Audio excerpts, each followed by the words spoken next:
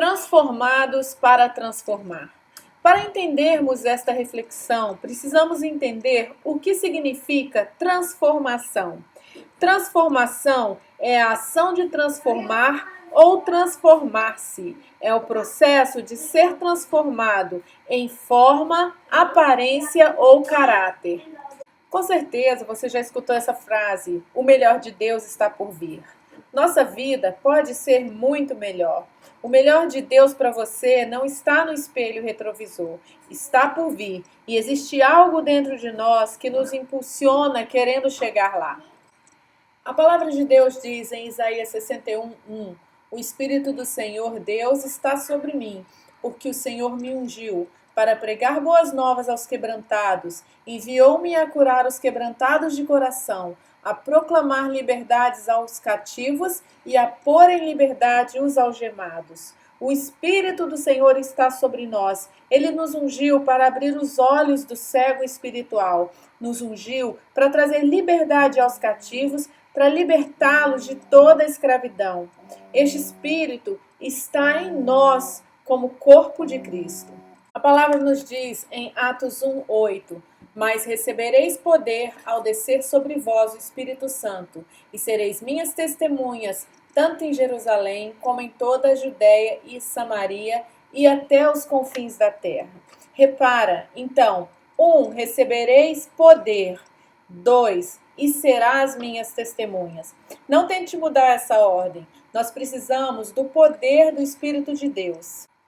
Em Atos 1, 4 e 5 diz o seguinte: estando com eles, determinou-lhes que não se ausentassem de Jerusalém, mas que esperassem a promessa do Pai, porque na verdade João batizou com água, mas vós sereis batizados com o Espírito Santo, não muito depois desses dias. Ele está dizendo aqui que não vão pregar, não vão abrir nenhuma igreja, vocês precisam esperar o batismo do Espírito Santo, vocês precisam de poder para fazer o que vocês são chamados para fazer e ser o que vocês são chamados para ser. Então, existe propósito no poder. Existe propósito no poder do Espírito Santo que nos batiza e enche nossas vidas. Não só para que sejamos guiados, mas para o que Ele tem através de nós. Ele quer usar este poder para transformar nossas vidas, para que assim possamos ser transformadores de vida, agentes de mudança neste mundo. O poder do Espírito Santo em nossas vidas não é somente para que sejamos cheios, e sim para que possamos ajudar as pessoas a descobrir o que Deus tem para eles. Nós fomos chamados para impactar o mundo com o amor e a mensagem de Jesus Cristo. Todas as pessoas, todos os dias, todos os lugares. Você foi chamado para fazer a diferença, para mudar o mundo. Deus quer te usar para trazer transformação ao mundo. Jesus disse que faríamos coisas maiores que Ele fez. Nós, como seguidores de Cristo, que carregamos o poder de Deus em nossas vidas, as coisas mortas não podem continuar mortas. Pessoas sem esperança irão ser cheias de esperança porque Deus nos colocou perto deles. Suicídios, crimes precisam diminuir enquanto proclamamos o nome de Jesus. Então, nós vemos aqui nessa passagem de Atos 16, ali quando Paulo e Silas estão viajando de cidade em cidade, pregando sobre Jesus, e eles chegam naquela cidade de Tessalônica, onde eles expulsam o demônio de uma menina que tinha o espírito de adivinhação, e por isso eles vão parar na cadeia. E se lermos o capítulo 16, versículo 25, eles foram jogados lá perto da meia-noite e começaram a adorar e exaltar o nome de Deus. E eu fico pensando, Deus ali no céu, Ele começa a gostar daquela adoração, começa a balançar, bater o pé no ritmo da adoração, e de repente a terra começa a sacudir e começa um terremoto, e as portas das prisões se abrem e correntes nas mãos dos prisioneiros são quebradas. Eles estavam adorando a Deus e Deus entra com provisão. A melhor hora para adorar a Deus é quando nos encontramos em lugares escuros, situações difíceis. Você sabia que a adoração pode se tornar um problema para o seu problema? Quando o inimigo aparece e tenta te jogar no chão e você simplesmente abre sua boca e começa a adorar, Deus entra com provisão. Ele muda suas circunstâncias. Não deixe circunstâncias externas determinarem o que está em seu coração. Faça o contrário e deixe o seu coração transformar as circunstâncias. Então, no capítulo 17, versículos 5 e 6, diz o seguinte: Mas os judeus desobedientes, movidos de inveja, tomaram consigo alguns homens perversos dentre os vadios e, ajuntando o povo, alvoroçaram a cidade e, assaltando a casa de Jasson, procuravam trazê-los para junto do povo. E não os achando, trouxeram Jasson e alguns irmãos à presença dos magistrados da cidade, clamando: Estes que têm alvoroçado o mundo chegaram também aqui. Estes que têm alvoroçado o mundo. Você não amaria ter essa reputação? Você não queria ter essa fama? Quem alvoroçou o mundo? É preciso poucas pessoas para alvoroçar o mundo, e Deus quer nos usar para isso. Você sabia que, como cristão, você pode ter fé por alguém que não tem? Você pode orar por uma circunstância, por alguém que não crê em Deus, e suas orações serem escutadas, a pessoa ser abençoada com a sua oração, mesmo sem crer? Como eu sei disso? Em Atos 3, ali, logo após o Espírito Santo descer, Pedro e João estão indo ao templo para orar e vão e passam por um paralítico que pede esmola. E eles dizem para o paralítico: Ouro e prata eu não tenho, mas o que eu tenho eu te dou. Em nome de Jesus, levanta e anda. Aquele homem estava ali e não tinha ideia que a situação dele podia mudar. Ele nem sabia como orar, o que pedir ou até mesmo o que acreditar. Mas Pedro e João tinham visto algo que ele, aquele paralítico, não tinha visto. Eles conheciam alguém que aquele paralítico não conhecia: Jesus. E você sabe o que? Eu e você o conhecemos também. Existem pessoas à sua volta que não sabem em que acreditar, não sabem como orar. E eu te digo que transformadores são pessoas que veem o que os outros não veem. Transformadores veem aquilo que ainda pode ser, aquilo que pode ser. Então, nós podemos orar por situações humanamente impossíveis e podemos acreditar que Deus pode transformar, porque temos um Deus que é muito maior do que qualquer situação maligna na terra hoje. Deus quer nos usar para transformar o mundo em que nós vivemos. Muitas pessoas estão agarradas nas circunstâncias, paralisadas pelos seus próprios problemas, não sabem nem em que acreditar. É preciso pessoas que possam ver e acreditar por eles. E essas pessoas somos nós, os transformadores. Muitas pessoas, um grande exemplo para nós é o Martin Luther King Jr., que enxergou e acreditou naquilo que ninguém havia acreditado. Ninguém via e nem tinha acreditado no momento. Ele disse coisas que ninguém tinha pensado em falar.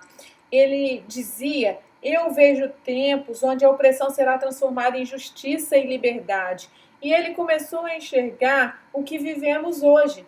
Transformadores mudam o mundo, alvoroçam o mundo, enxerga o que outras pessoas não veem.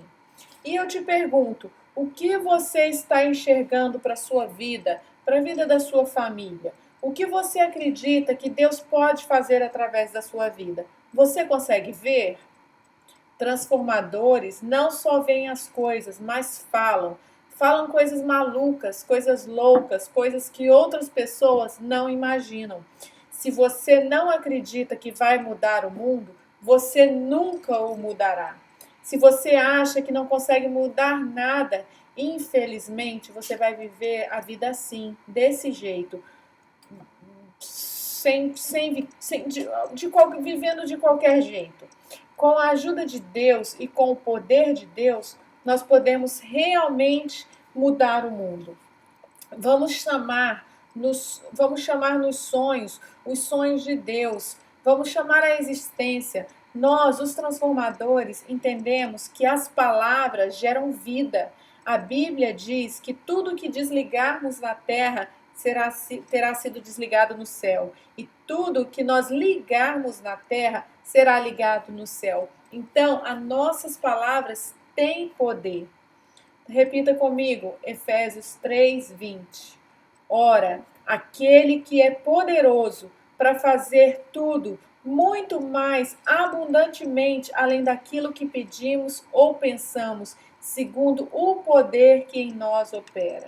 Deus é capaz de fazer muito mais do que você em oração pode pedir, mais do que você pode imaginar. Nós somos aqueles que virarão este mundo de cabeça para baixo. Essas pessoas da Bíblia são pessoas comuns, como eu e você.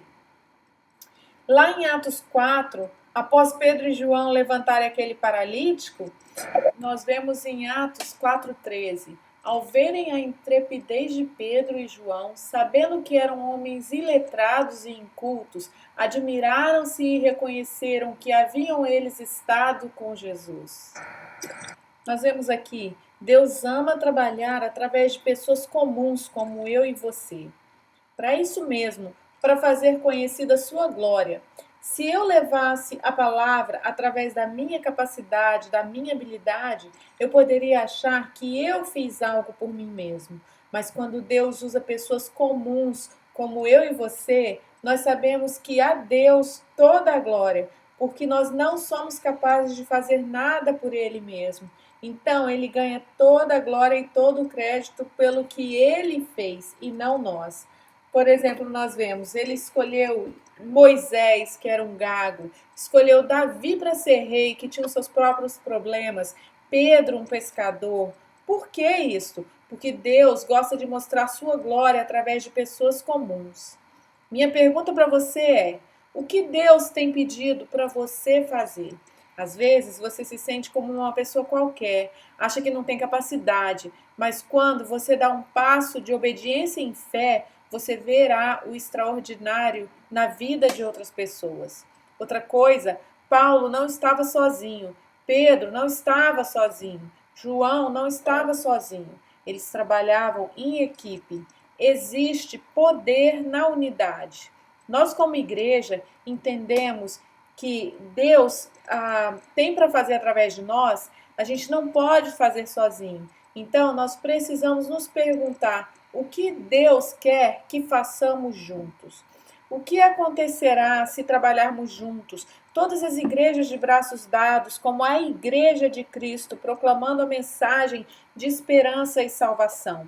Eu acredito que o extraordinário de Deus virá. Nós veremos Deus fazer muito mais. Essas pessoas não estavam sozinhas. Com quem você está? Se você se juntar às galinhas, você vai aprender a ciscar. Mas se você se juntar às águias, você vai aprender a voar. E Deus tem um grande futuro para você. Mas você precisa estar cercado de pessoas certas, conectadas na igreja, conectadas nos grupos. Se aproxime de pessoas que vivem suas vidas em uma missão. Outra coisa também, essas pessoas sabiam que existe um preço a ser pago quando andamos com pessoas que querem transformar o mundo. No capítulo 17, versículo 5, este homem foi procurado por hospedar Paulo e Silas, foi humilhado publicamente. Quando você fica perto do fogo, você se esquenta. E no verso 9, ele tem que pagar para sair da cadeia. Mas este preço não foi pago à toa. Deus impactou o mundo através dessas pessoas que saíram de lá. A única razão que eu e você estamos aqui hoje, foi porque a igreja primitiva estava disposta a pagar o preço. Eles pagaram com as suas próprias vidas. Eles estavam dispostos a dar tudo o que tinham para ajudar as pessoas a encontrarem a Jesus. Minha curiosidade é, quem vai acreditar em Jesus porque eu me dispus a virar o mundo de cabeça para baixo? A vida de quem será mudada radicalmente porque eu deixei Deus me usar? Porque eu decidi ser um transformador, uma transformadora de vida. Eu agradeço aos transformadores que fizeram parte da minha vida, que às vezes até eles mesmos não sabem disso, eles não sabem que fizeram parte dessas histórias. Pessoas que com a fé deles mudaram a minha vida. Existe um preço a pagar quando nós nos posicionamos. E nós precisamos estar dispostos a pagar o preço, a sermos aqueles que vão virar o mundo de cabeça para baixo. Nós vamos ser os transformadores de vida. Mas antes de você ser um transformador, você precisa ser transformado. Você não pode dar o que você não tem. Você não pode ajudar ninguém se você mesmo ainda não foi ajudado. Aqui nessa história, o apóstolo Paulo foi radicalmente transformado para que ele fosse um transformador. Ele foi tão transformado que até o nome dele mudou. Ele foi o perseguidor número 1 dos cristãos daquela época, mas ele teve um encontro com Jesus e sua vida radicalmente, totalmente transformada. Ele nunca mais foi o mesmo. Quando você tem um encontro com Jesus, ele muda o seu nome. Você se torna um cristão. O que é um cristão? Um pequeno Cristo, um seguidor de Jesus. Ele te dará uma vida plena, cheia de propósitos, e você nunca mais será o mesmo. Em Romanos 12:2 diz o seguinte: E não sede conformados com este mundo, mas sedes transformados pela renovação do vosso entendimento, para que experimentais qual seja a boa, perfeita e agradável vontade de Deus. Deixe Deus te mudar de uma maneira visível e óbvia a todas as pessoas. Paulo diz em 2 Coríntios: se alguém está em Cristo, nova criatura é. As coisas velhas já se passaram e eis que tudo se fez novo. Se você quer um novo começo, tudo começa com um relacionamento com Deus. Não começa em saber quem é Deus. Não começa em simplesmente você estar frequentando uma igreja, e sim tendo um encontro real com Deus. Você tendo um encontro real com Deus, isso produzirá mudança de vida. Às vezes pensamos, mas você não sabe o que eu fiz, o que eu tenho feito, não tem nada a ver com o que você fez, com o que você está fazendo, o seu passado, e sim tem a ver com o que Jesus já fez por você. Ele já pagou o preço lá na cruz, ele já pagou pelos nossos pecados, já pagou pelos nossos erros. Você não deixa o seu passado roubar o futuro que Deus tem para você. Precisamos hoje nós lidar com o nosso passado para que possamos entrar no futuro que Deus tem para nós. Tome posse dessa palavra e que Deus te abençoe em nome de Jesus e que essa palavra venha trazer transformação em sua vida. Que Deus te abençoe.